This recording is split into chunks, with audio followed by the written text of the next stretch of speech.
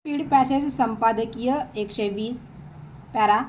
समाजातील विषमता आणि बहुस्तरीय गुंतागुंत लक्षात घेऊन समता प्रस्थापित करणे हे मोठे आव्हान होते आणि आहे. संविधानातील 15व्या आणि 16व्या अनुच्छेदानुसार अनुसूचित जाती आणि जनजातींसाठी विशेष तरतुदी केल्या गेल्या. कालांतराने इतर मागासवर्ग ओबीसी यांच्यासाठीही मागणी होऊ लागली. त्यासाठीचा पहिला प्रयत्न हा काका कालेलकर आयोगाने केला. मागासलेपणा, शैक्षणिक स्थिती, प्रतिनिधित्व या अनुषंगाने असलेल्या निकषाच्या आधारे सुमारे 2400 जातींना या वर्गात समाविष्ट केले होते. तो अहवाल शासनाने स्वीकारला नाही. पुढे 1970च्या दशकातच बिहारचे मुख्यमंत्री कर्पूरी ठाकूर यांना ओबीसींच्या अंतर्गत विभागणी करून सर्वाधिक मागास जाती MBC आणि अत्याधिक मागास जाती EBC यांच्यासाठी विशेष तरतुदी केलेल्या होत्या. त्यानंतर 90च्या दशकात मंडल आयोगाने शिफारसीनुसार इतर मागास वर्गास OBC आरक्षण लागू झाले.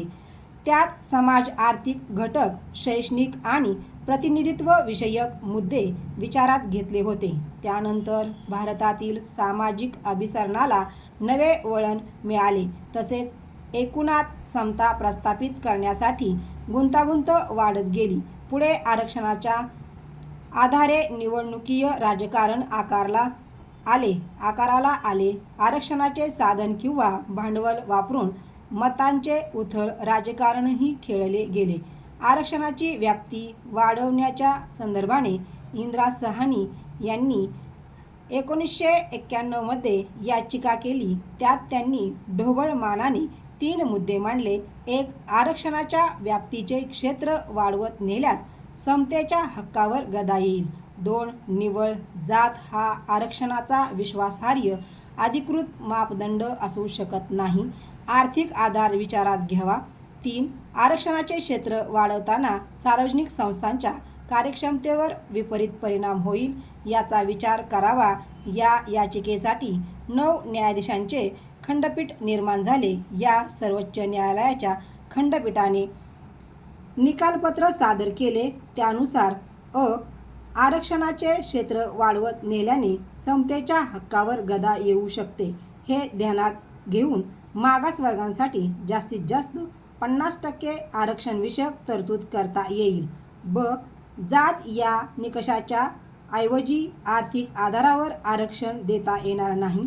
सामाजिक भेदभावामुळे आर्थिक आणि शैक्षणिक मागासलेला निर्माण होतो.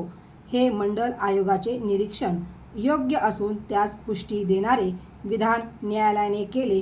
मागासलेपणा ठरवण्याबाबत न्यायालयाने मूलभूत मांडणी केली. शासकीय नोकऱ्यात समान संधी मिळावी म्हणून आरक्षणाची तरतूद करता येईल, मात्र बढतीच्या वेळेस ही तरतूद असणार नाही. थोडक्यात संविधानातील 16व्या अनुच्छेदाची कार्यकक्षा ठरवण्याचा प्रयत्न या निकालपत्राच्या माध्यमातून झाला. पॅरा.